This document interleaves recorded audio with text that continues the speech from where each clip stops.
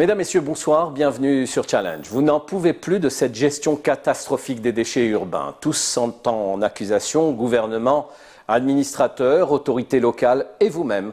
Pourtant, il faudra bien trouver une solution un jour.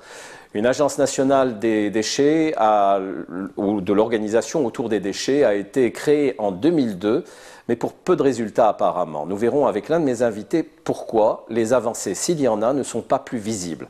Avec mon second invité, nous verrons aussi qu'un salon REVAD pour la récupération et la revalorisation des déchets s'ouvrira du 8 au 11 octobre. Ce salon nous dira par ailleurs les enjeux économiques de demain. A tout de suite.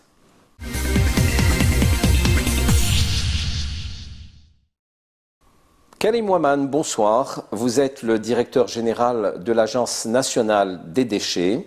Et vous, monsieur Rachid Saï, vous êtes le directeur de l'animation et du développement de l'entreprise au niveau de la CACI, la Chambre algérienne de commerce et d'industrie. Merci, messieurs, d'être là. Alors, monsieur Ouaman, vous êtes là parce qu'il nous faut comprendre avec vous ce qui se passe vraiment autour de la gestion des déchets. Et vous, avec vous, monsieur Saï, j'aimerais savoir quelles sont les ambitions de ce salon qui tourne autour des déchets et qui en est à sa 3e édition. Mais commençons par vous, monsieur Karim Ouaman. Alors, est-ce que j'ai raison de dire que ça ne va pas du tout autour des déchets, bien qu'une agence ait été créée en 2002? Rappelez-nous d'ailleurs quelles ont été les ambitions de cette agence à son départ et ce qu'elle a fait jusqu'à ce jour. Bonsoir. Bonsoir. Effectivement, l'agence a été créée en 2002 pour répondre à un contexte et pour accompagner la mise en œuvre de la politique nationale qui prévalait dans le temps. Donc, il faut savoir et revenir un peu au début des années 2000. Il y avait un constat, il y avait de la collecte brute du déchet, il y avait de la mise en décharge brute pour éviter de dire sauvage du déchet. Tout le monde connaissait un peu la situation, donc il fallait y répondre et répondre rapidement.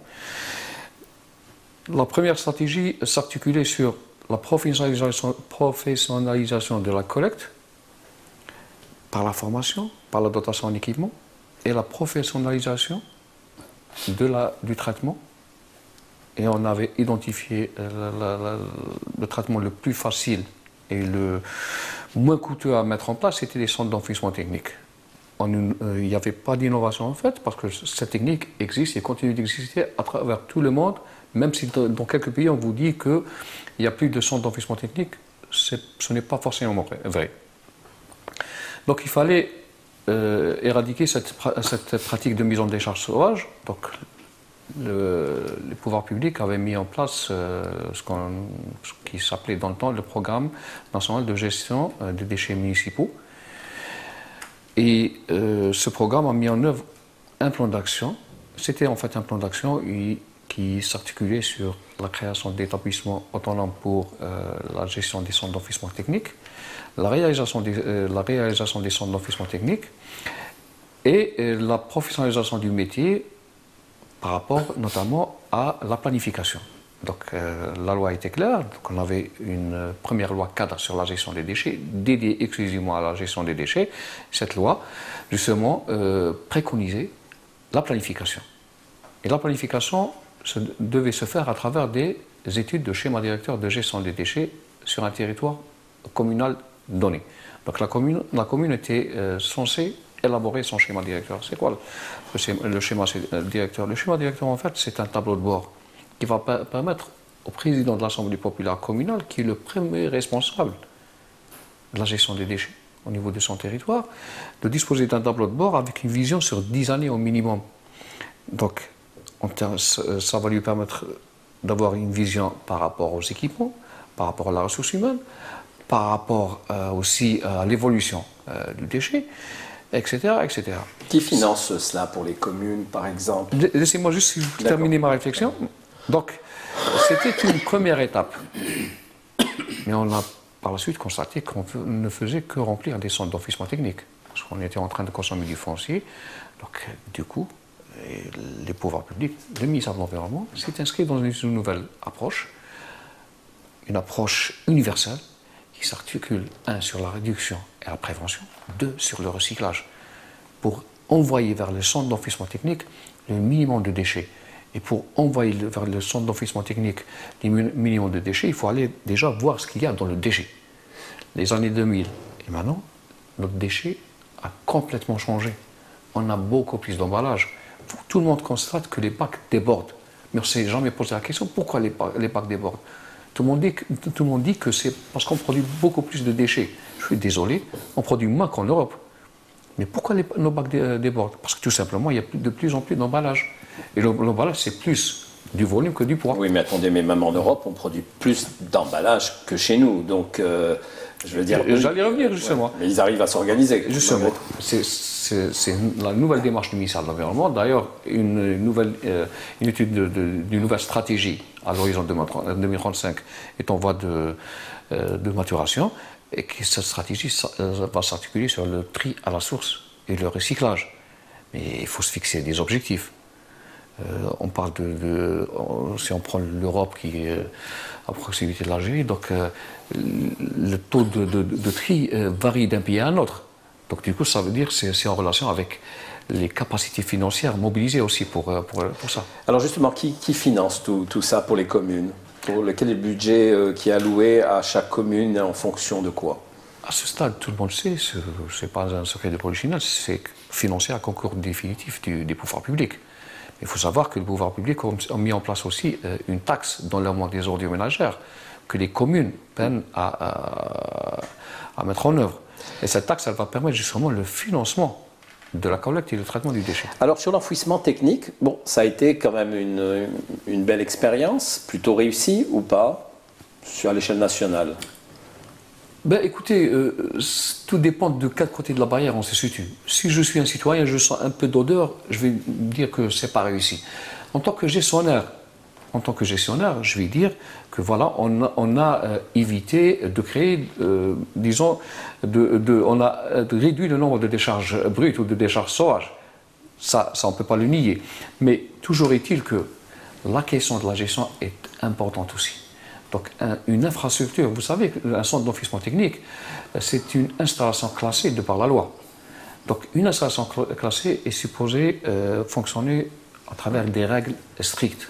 D'accord. Tout à l'heure, vous avez dit qu'ailleurs, dans le monde, on était passé à autre chose qu'à l'enfouissement technique. De quoi s'agit-il? Même si ce n'était pas toujours vrai, vous avez dit. Écoutez, quand je dis autre chose, il faut savoir que la technologie, le savoir ou la recherche ne s'arrête pas. Donc, les gens, maintenant, ailleurs, ils sont en train d'intervenir même au niveau de la production. Si on revient vers l'emballage, les gens sont en train d'intervenir sur la production de cet emballage pour permettre son recyclage, sa récupération et son recyclage d'une manière beaucoup plus aisée. Vous savez, un emballage, il est constitué par un certain nombre de matériaux. Donc, son recyclage n'est pas aussi évident. Donc, c'est tout un processus à mettre en place qui s'articule sur la prévention et la réduction, sur la récupération et le recyclage. Encore une question, vous avez le sentiment qu'on a bien géré jusqu'à présent, depuis 2002? Écoutez, il y a un programme national. Personne ne parlait du déchet auparavant. On parle du déchet. Personne ne parlait des lexiviens. On parle des lexiviens. Personne ne parlait... Les lexiviens, c'est quoi? C'est les jus de décharge. Personne ne parlait de la valeur ajoutée quand on valorise le déchet. On en parle. Personne ne parlait dans le temps de ce qu'on appelle dans notre métier du traitement écologiquement rationnel du déchet. On en parle. Ça dénote de l'intérêt que portent les gens à cette thématique. Oui, mais on en parle, mais on en vit aussi. Donc on ne veut plus vivre ça. Ben écoutez, la chose est toute simple. Désolé de le dire de cette manière. Il faut que tout le monde s'implique. On a tendance à... Attendez. Ok.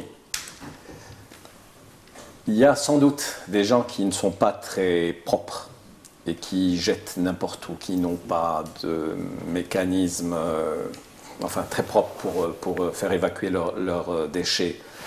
Mais on voit par exemple beaucoup dans les zones urbaines, petites ou grandes, des déchets s'amonceler à tous les coins je ne vais pas dire à tous les coins de rue, mais quasiment. Et ça, c'est souvent dû à l'absence aussi. Quelquefois, on cherche à jeter nos ordures et on ne sait pas où les jeter. par exemple, des bennes qui devraient être là n'existent plus. Voilà, des choses qui sont simples, excusez-moi d'être... Parce que ce sont des choses que moi-même je vis, et donc j'aimerais qu'on règle cela rapidement. Et je vois que ça tarde, et c'est pourtant des choses simples. Mettre des bennes, mettre des... Pourquoi, par exemple, tarde-t-on à mettre des poubelles avec une classification différente, selon des codes couleurs, comme ça cela se fait ailleurs? Pourquoi cela prend-il du temps? Pourquoi cela n'est-il pas plus enseigné dans les écoles? Pourquoi cela n'est pas plus dit à la télévision? Pourquoi y a-t-il des lancements d'alerte de la part des autorités locales et puis plus rien? Vous devez vous jeter à partir du 1er octobre à 20h, sous peine d'amende, et puis il n'y a pas d'amende. Voilà, j'aimerais vous en écouter. Vous savez, tout processus mérite une évaluation. Donc, si, moi, de par la réglementation, la commune est tenue d'élaborer le schéma de fonctionnement de la gestion des déchets sur son territoire. Et dans ce schéma, la commune devrait indiquer aux citoyens aussi l'heure du dépôt du déchet, la forme du dépôt du déchet et le lieu du dépôt du déchet. Le bac, je suis désolé, le bac, il ne s'agit pas de mettre le bac n'importe où. Le bac, ça se calcule en termes de capacité et en termes d'endroit. C'est régi, c'est une science, c'est une gestion, c'est du management. Donc il n'y a pas d'improvisation dans tout ça. Moi je connais des pays où il n'y a même pas de bac. Donc la question, c'est comment, sur un territoire donné, la commune met en place un processus viable et qui répond au contexte de son territoire. On ne peut pas calquer tout ce qui se passe à l'international. Bon, alors depuis 2002, ça fait longtemps qu'on aurait dû faire des schémas au niveau des localités. Et vous allez me dire certainement qu'il y a beaucoup de communes qui n'ont pas encore de schéma directeur la matière. Beaucoup de schémas ont été faits, mais maintenant la politique change, il faut s'adapter au contexte qui prévaut. Donc maintenant il faut faire des schémas orientés réduction à la source et recyclage. Parce que réduire à la source, on va réduire les volumes de déchets, éviter que les déchets partent vers les centres d'enfouissement technique et surtout créer de la valeur ajoutée à travers le déchet. Monsieur Saï, bon, vous n'êtes pas un spécialiste des déchets. Mais je vais en parler quand même. Puis vous n'avez pas une bonhomie qui pourrait prêter à confusion et nous dire que vous consommez beaucoup de choses en matière artisanale. Mais quand même, vous voyez ce qui se passe. Vous avez l'impression... Je reviens à vous, monsieur Ouamane. Il y a des classements par rapport à ces dépôts de déchets. Est-ce qu'il y a des classements où l'Algérie est identifiée en la matière ou pas? C'est-à-dire des classements internationaux. Ben écoutez, est-ce qu'on est un pays propre ou un pays sale? C'est un peu... écoutez, je ne pourrais pas répondre à cette question, mais chacun saura où se classer. L'essentiel, c'est de mettre en place un processus et gérer ce processus. Alors, monsieur Saïd. Alors, si vous permettez, moi, je voudrais revenir un peu à cette thématique des déchets. Monsieur Ouamane en a longuement parlé. Donc, moi, je voudrais revenir à la gestion actuelle des déchets. Nous sommes encore dans une économie linéaire. Donc, fabriquer un produit, un processus de fabrication d'un produit. Donc, à la base, il y a une production du produit et un acheminement. Donc, il est fabriqué, il est distribué, commercialisé, consommé, en fait, jeté à la poubelle. Ça, c'est un processus. Donc, à chaque étape de ce processus, on génère des déchets. Donc, il va falloir instaurer une politique de gestion des déchets à chaque étape de fabrication. L'objectif de l'Algérie aujourd'hui, c'est de faire la transition vers une économie circulaire. D'ailleurs, preuve en est, c'est que le salon REVAD qui est organisé en la circonstance a pour terme donc économie verte, économie circulaire. Parce que dans une économie linéaire, on consomme et on jette à la poubelle, et dans une économie circulaire, on consomme et on recycle. Donc on récupère un peu les produits pour en faire de la matière première. Comme dit le slogan, que les déchets des uns, ce sont les matières premières des autres. Et donc il va falloir mettre en place des politiques qui peuvent permettre de booster un peu cette gestion intégrée des déchets à tous les niveaux. Et bien sûr, penser au recyclage aussi. Parce qu'aujourd'hui, le taux du recyclage ne dépasse pas les 7%. Donc le taux est vraiment faible. Donc c'est tout le monde qui doit donc faire des efforts pour qu'on arrive à augmenter ce taux de recyclage. Mais 7%, c'est déjà beaucoup. Si ce chiffre est réel, c'est déjà bien. Non, non, mais dites-moi votre avis sur ce qui se passe en Algérie. C'est désolant ou pas? Pour un pays comme le nôtre, quoi, du niveau économique que nous avons, c'est un pays quand même qui a certaines richesses intellectuelles, des richesses économiques, matérielles. On peut faire autrement que ça. C'est aussi un problème de culture. Vous n'avez pas de municipalité qui n'arrive pas à gérer ces Alors ordures. justement, obligation de résultat. Ouais. Est-ce que les communes ne sont pas aujourd'hui d'une obligation de résultat, tout simplement, c'est-à-dire de les sanctionner elles-mêmes avant de passer à autre chose? On a fait le constat, donc il n'y a pas le respect donc, de la collecte. Et il y a un problème. Souvent, les organismes chargés de la collecte, il y a des pannes donc dans leurs moyens de transport et d'évacuation. Les citoyens ne respectent pas parfois donc, les horaires de jeter des ordures, et c'est un tout. Donc c'est la responsabilité de tout le monde. C'est pour ça qu'on est là pour... Pourquoi on ne sanctionne pas? Et justement, l'objectif c'est d'aller vers la mise en place d'une taxe pollueur-payeur. Pourquoi pas? Comme ça se passe ailleurs.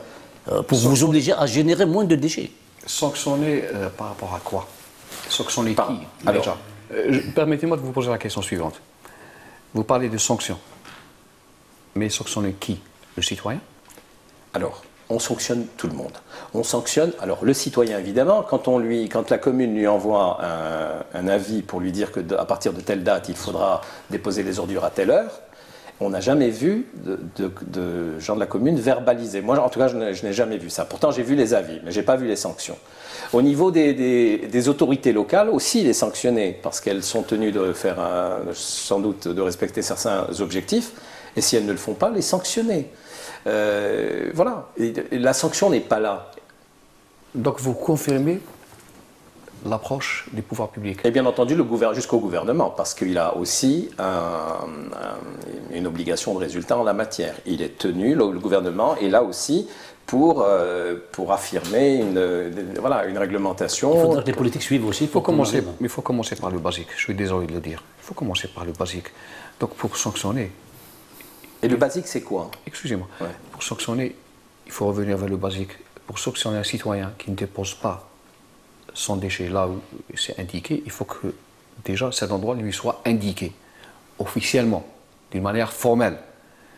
J'ai eu, en tant que citoyen, j'ai vu passer des avis d'un certain nombre de communes, du moins là où j'habite, pour nous dire faites sortir vos déchets à telle heure. Mais le camion ne passe pas forcément. Donc la question n'est pas de sanctionner ou ne pas sanctionner. La question c'est de mettre en place les processus qu'il faut. Pour que, quand on passe à la sanction, il faut qu'on ait un référent. Voilà. Donc j'ai parlé tout à l'heure de la forme du dépôt, de l'heure de dépôt et du lieu de dépôt. Quand c'est indiqué d'une manière formelle et officielle, oui, là on peut passer à la sanction.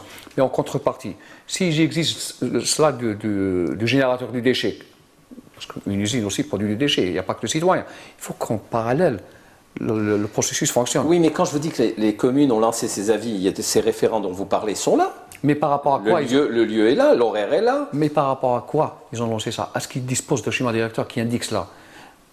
Écoutez, on est dans une ère où la planification est importante.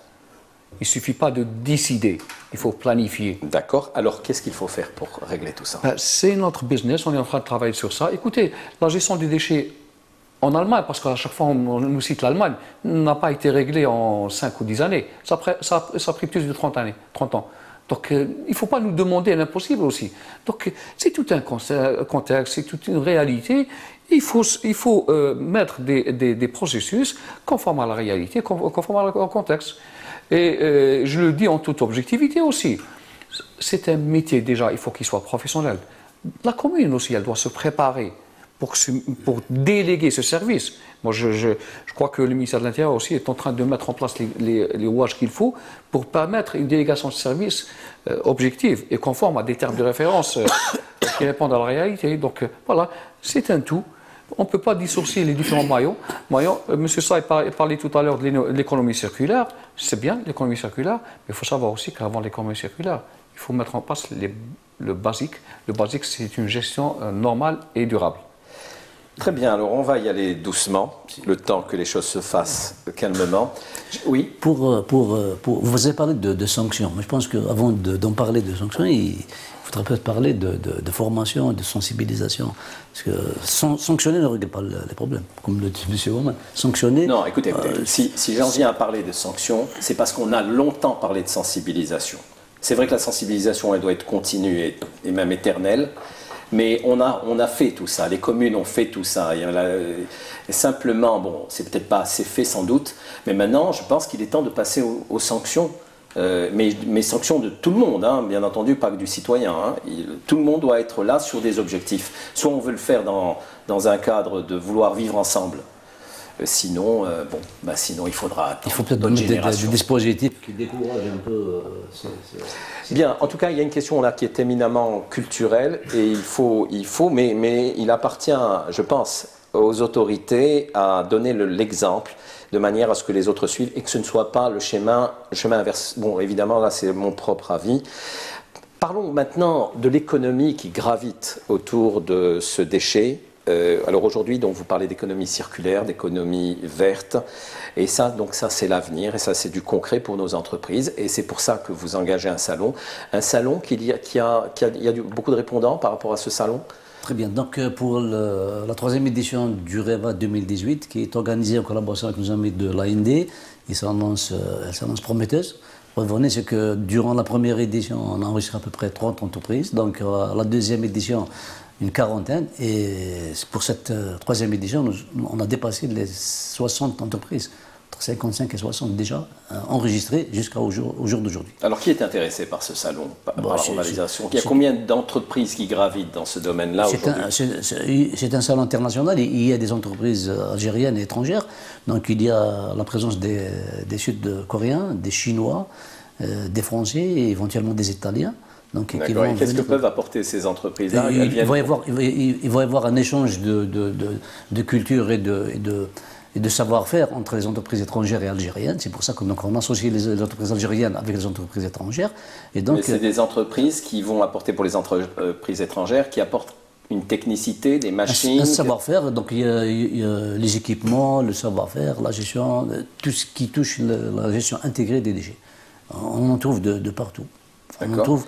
Parallèlement à ce salon, il y aura une série de conférences qui porteront en marge, il y a un programme de conférences très riche, donc pour les 9 et les 10 octobre. En marge de ce salon, il va y avoir beaucoup de thématiques qui seront abordées, qui sont directement liées à la thématique de la gestion intégrée des déchets. C'est un salon pour les professionnels ou pour le grand public? C'est un salon professionnel. C'est un salon purement professionnel. Et un salon pour le grand public, il n'y aurait pas d'intérêt? L'intérêt, il est dans les visiteurs. L'intérêt, il est dans les visiteurs. Les visiteurs, c'est quoi? C'est les gens qui vont venir donc voir ce qui est exposé en matière d'innovation, en matière de savoir-faire, pour que ces jeunes puissent demain créer leur propre entreprise pour essayer d'intégrer ce secteur dont l'importance n'est plus à prouver. Voilà. Un truc qui serait amusant à faire, c'est de venir tourner, on enverra peut-être une équipe tourner autour de votre salon, pour voir un peu comment ça se passe au niveau des déchets que laisseront les exposants. Oui. Parce que comparativement à d'autres salons, c'est pas toujours gai. Alors, c'est une très belle innovation, donc un salon qui fait... Ça promet et prend de l'ampleur. C'est un salon qui prend de l'ampleur, qui avance. Donc, je pense qu'il traite, nous, dans un salon, on traite des thématiques. Donc, l'année passée, on avait dédié un thème qui s'appelle donc enjeux économiques de la gestion des déchets. Cette année, c'est l'économie circulaire. Donc, chaque année, on change de thème pour essayer de traiter à chaque fois une nouvelle thématique. Essayer de répondre, bien sûr, aux préoccupations du secteur. Très bien. Vous avez évidemment les encouragements des ministères. Nous sommes accompagnés, la ministre de l'Environnement, le ministre du Commerce, qui est notre tutelle, le ministre de l'Industrie également. Donc, tous les pouvoirs publics sont avec nous et nous accompagnent. D'accord. Et vous voyez enfin, on appelle ça des... Comment on appelle ça d'ailleurs? Des bacs à ordures, tout simplement. Des bacs à ordures. Voilà. Hein, parce qu'il faut pas dire... Des conteneurs pour être beaucoup plus professionnel. On ne peut pas appeler ça des poubelles? Oui, pourquoi pas. À la base, c'est des poubelles. C'est bon. Ouais. Mais un peu plus grandes. D'accord. Alors, est-ce qu'il est possible de faire cette classification de déchets en Algérie rapidement ou pas? Ou en tout cas par zone? La question n'est pas est-ce qu'on peut ou on ne peut pas. La question, c'est comment faire, parce qu'on est obligé d'aller vers ça. Donc, mais aller vers ça, ça suppose faire beaucoup de choses aussi, hein, et faire ça par étapes. Donc, dans la stratégie du ministère, on vise en première phase deux types de bacs. Là, sur l'écran, on voit un certain nombre de couleurs, très bien, mais en première phase, nous, on vise un bac, le bac classique, le bac vert qu'on voit sur la voie publique, et on va introduire progressivement le bac jaune, parce que le premier objectif, c'est de récupérer tout ce qui est emballage. Pour votre information, l'emballage constitue 32% de volume de déchets qui est produit par le citoyen.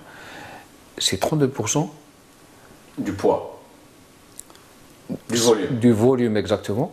C'est 32% qui constitue des emballages. Donc, vous imaginez un peu l'impact que ça a sur le volume de stockage du déchet au niveau d'un centre d'enfouissement technique, l'impact que ça a dans le transport et l'impact que ça a dans ce qu'on appelle la pré-collecte ou au niveau des bacs. Donc, l'idéal, c'est de mettre un bac jaune pour tout ce qui est emballage et un bac vert pour le reste du déchet. D'accord. Et ça, vous prévoyez de mettre ça en place quand? On est en train de tester sur un certain nombre de territoires. Mais écoutez, vous pouvez demander, il y a beaucoup de communes qui font des expériences très réussies. Distribuent des bacs en fer actuellement aussi. La question ne se pose pas par rapport à la qualité du bac, mais plutôt par rapport à la couleur du bac. D'accord. Voilà. Chaque commune a son propre contexte et le matériau est défini par, la capacité financière de la commune, 2, par ses besoins spécifiques. Donc, en première phase, un bac jaune pour les emballages, un bac vert pour le reste, et en deuxième phase, un bac jaune, un bac vert et un bac marron pour tout ce qui est fraction organique du déchet. Dans le déchet, on a 54% de matière organique. Cette matière organique, si elle est isolée du reste du déchet, elle peut constituer un amendement organique pour les sols agricoles et pour beaucoup d'usages aussi. Donc vous voyez, c'est une planification. Mais tout ça aussi a besoin d'un financement. Oui, mais j'ai l'impression que vous voulez prendre tout le système en même temps, enclencher, aller en même temps ensemble. Faudrait-il pas plutôt aller vers des actions ciblées et une fois qu'elles sont bien ancrées, passer à d'autres. C'est clair, la stratégie est là. Mais la stratégie, pour qu'elle soit développée, il faut un plan d'action. Et un plan d'action évolutif.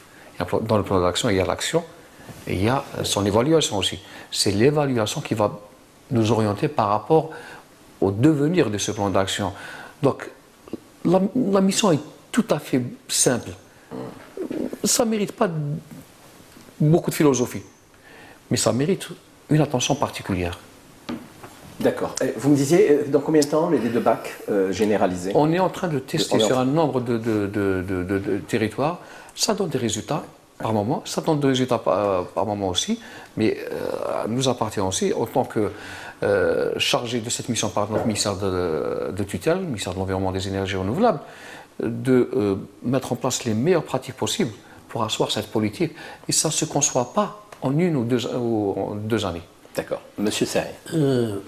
Moi, je dirais que la gestion des déchets est relative. Donc, chaque étape dépend d'une autre étape. On ne peut pas parler aujourd'hui du recyclage si on ne fait pas un bon tri. Si on ne peut pas faire une collecte si à la base il n'y a pas le tri. Et le tri commence pour les déchets ménagers, par exemple, au niveau des ménages.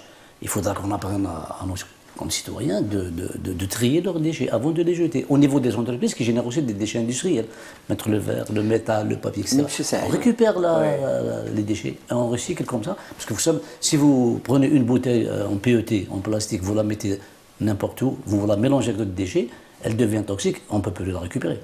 Vous voyez à peu près comment... D'accord, mais tout ça, M. Saï, ça ne nécessite pas des années et des années. Ça nous demande... Allez, on peut conjuguer une campagne de communication sur 3 mois, 6 mois, une année, et qu'on accompagne des fameuses sanctions. Et évidemment, même chose au niveau des administrateurs, que ce soit conjugué aussi. Et peut-être qu'on arrivera déjà à passer à un stade de 15-20% d'amélioration. Le chiffre de 7% tout à l'heure qui indiquait M. Saï pour en ce qui concerne le recyclage des déchets, vous êtes d'accord avec 7% de nos déchets sont recyclés aujourd'hui? Ben écoutez, tout le monde sait qu'une bonne partie de la récupération se fait dans un secteur informel. Donc moi j'ai des doutes par rapport à ce chiffre déjà, en tant que gestionnaire de l'Agence nationale des déchets. Donc c'est un chiffre qui reste à vérifier déjà. Mais disons, l'activité de récupération est là. Mais il s'agit maintenant de mesurer l'impact de cette activité sur la gestion des déchets en général. Elle reste très infime. Donc voilà, parce qu'on continue de voir les emballages dans nos poubelles. Voilà. Donc, c'est dans ce sens, c'est pour formaliser un peu les activités que notre ministère a mis en place un processus réglementaire qui va essayer de faire adhérer notamment le secteur informel, parce qu'en fait c'est un métier. On a beau dénigrer le secteur informel, mais c'est des gens du métier. Ils sont là, ils sont actifs, ils servent à quelque chose dans la gestion des déchets. Maintenant, il s'agit pour nous de les attirer vers une gestion beaucoup plus formelle, beaucoup plus visible. Parce qu'on a besoin de chiffres, nous, en tant que planificateurs. Attendez, qui sont les acteurs de l'informel en ce qui concerne les déchets? Je peux être informel, j'ai une petite camionnette, je peux aller faire de la récupération. Je peux payer pour ça. Exactement. C'est un métier qui existe même en Europe. Mais c'est un beau métier qui doit rapporter de l'argent, ça. Tout à fait. Pour la personne, oui. Mais en plus, il est noble. Enfin, c'est des ordures. Mais il faut savoir où il les jette aussi. Excusez-moi. C'est un métier. Est-ce que c'est normal aussi d'aujourd'hui de forcer les gens à payer le versement de déchets dans les décharges? Excusez-moi. Oui. Parce que ça contribue pas. C'est important ce que je vais dire. C'est un métier qui rapporte pour un entrepreneur, pour une personne qui est active d'une manière formelle ou informelle. Mais c'est une activité qui coûte excessivement cher à la collectivité. Le déchet, quand il est géré, il coûte très très cher. Il ne rapporte rien à la collectivité, sauf la propreté et l'hygiène du milieu. Ça peut, en tant qu'opérateur, ça peut me rapporter des bénéfices. Mais pour la collectivité, non, ça coûte excessivement cher. Voilà ce qui m'oblige à revenir sur l'aspect financier de la gestion des déchets. Il faut que tout le monde adhère à ce processus. Il faut que tout le monde finance ce processus. Parce que si moi, en tant que citoyen, si moi, en tant que générateur du déchet, je ne finance pas ce processus, il ne va jamais durer, il ne va jamais fonctionner. C'est ça notre challenge, c'est ça notre carence de nos jours. Donc tout le monde doit être engagé par rapport à ce processus. C'est pour ça que, d'ailleurs, notre ministre de l'Environnement vient d'en parler. Il y a un texte qui est en circulation ces derniers temps pour justement financer, apporter un financement aussi à ce processus de tri. Parce que si je mets dans le marché un emballage, je reste responsable de ce déchet, donc de cet emballage une fois devenu déchet, donc je dois financer la prise en charge de ce déchet. D'accord, mais avec la culture que nous avons actuellement, la financer au niveau du citoyen, ça ne va pas contribuer à faciliter les choses. Ce n'est que 1500 dinars par ménage et par an. D'accord. Quel est le coût, le budget qui est consacré aux déchets? Vous avez dû faire cette étude, globalement, que l'État consacre sans contrepartie. Écoutez, ça relève des communes, donc c'est des budgets à concours définitif. Donc c'est les communes, je n'oserais pas vous annoncer de chiffres parce que ça ne relève pas de mes compétences, mais disons, restons sur l'essentiel, c'est financé à concours définitif des collectivités locales. Et ça coûte excessivement cher. D'accord. Sans doute que dans votre mission, vous devez délivrer des messages à destination à la fois des autorités locales, des administrateurs, mais également des citoyens. Alors, quels sont les types de messages que vous envoyez? Qu'est-ce que vous avez à dire aux citoyens et qu'est-ce que vous avez à dire aux autorités locales, notamment? Écoutez, la loi cadre sur la gestion des déchets est claire par rapport à la définition du déchet. Le déchet n'a plus cette définition classique. Un résidu dont on a besoin de s'en débarrasser au plus vite, et par n'importe quel moyen, à un moindre coût. Le déchet, c'est une source. Le déchet, c'est une qualité. Et le déchet, c'est une responsabilité aussi. Quand je dis responsabilité, ça veut dire qu'il faut participer dans la prise en charge. Moi, en tant que citoyen, moi, en tant qu'opérateur économique, si je ne participe pas à la gestion de ce flux indésirable, en fait, parce qu'il est là, si je prends un territoire donné, donc il y a des flux recherchés, des flux non recherchés. Donc le déchet fait partie des flux non recherchés qu'il va falloir prendre en charge, parce que si c'est mal pris en charge, ça a un impact très négatif sur le territoire. Et pour sa prise en charge, il faut que tout le monde participe, tout simplement. Ça se passe partout dans le monde comme ça. Et non, ça ne se passe pas partout dans le monde. Ça se passe dans beaucoup de pays, peut-être, sans doute, mais ça ne se passe pas partout. Je parle du principe. Ah, du principe à mettre en œuvre, oui. Voilà. Tous les pays ont cette conviction que ça ne peut fonctionner que si tout le monde adhère à ces processus. C'est vrai, ça diffère d'un pays à un autre. Chaque pays avait, dans un contexte particulier, des priorités. Voilà. Monsieur Saïd. Mais je pense que c'est lié aussi au mode de consommation de la population. Parce que si vous comparez donc à ce qui se passe ailleurs, on génère moins de déchets. Parce qu'il y a un mode de consommation propre, je ne sais pas, tel que les emballages qu'on voit, beaucoup de produits agricoles notamment sont emballés, épluchés, etc. Donc on n'a pas généré des déchets. Comme on a géré, c'est différent.